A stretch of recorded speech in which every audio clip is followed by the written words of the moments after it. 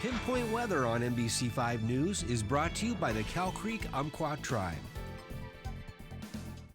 Hey, welcome back at NBC5. We look outside on the Manor Cam. We've got sunshine out there looking towards the Table Rocks. Can see them a little bit better than yesterday where we had a little bit more of a haze. 61 right now.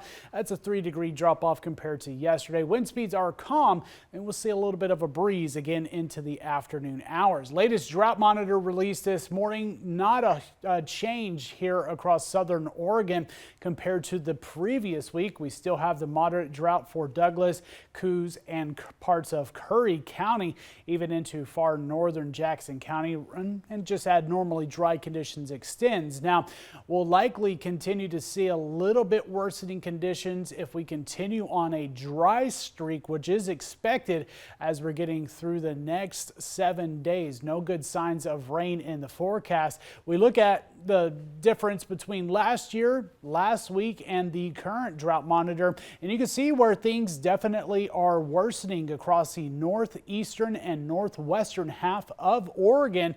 That's not in our area. That's further north where things have been a bit drier throughout the winter season and early spring compared to normal. And you look at last year where we had no drought at this time. Now, the headlines: hot, sunny, dry conditions, and areas of smoke expected to continue for the next several days. Of course, with these large fires going on in Siskiyou County as well as Klamath County, even the fires here at Jackson and Josephine County still going to be producing some smoke, which is going to be pushing across the region here for the next several days as long as those fires are going.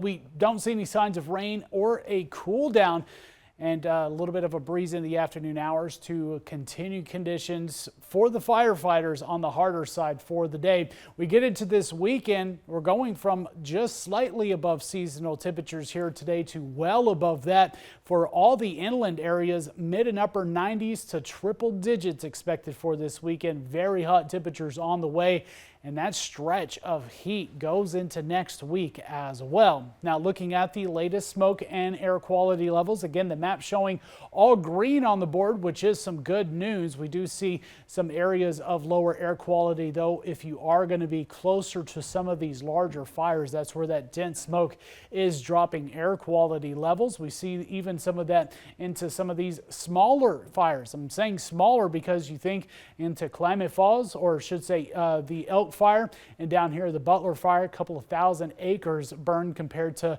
some of the few hundred or less than 100 fires going on here in Jackson and Josephine County in terms of acreage burn.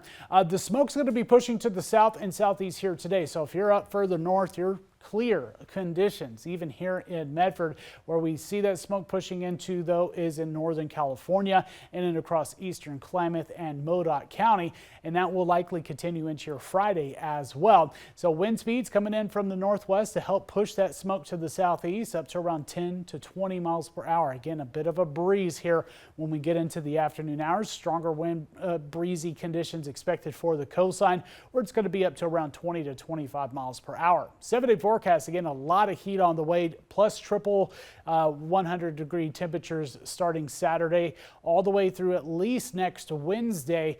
We do maybe see a cool off back into some 90s by the later half of next week, but hot, dry conditions, morning lows in the 60s. Klamath Falls and Klamath Basin will be in the 50s for the mornings, but getting into the upper 90s into the start of next week with lots of sunshine.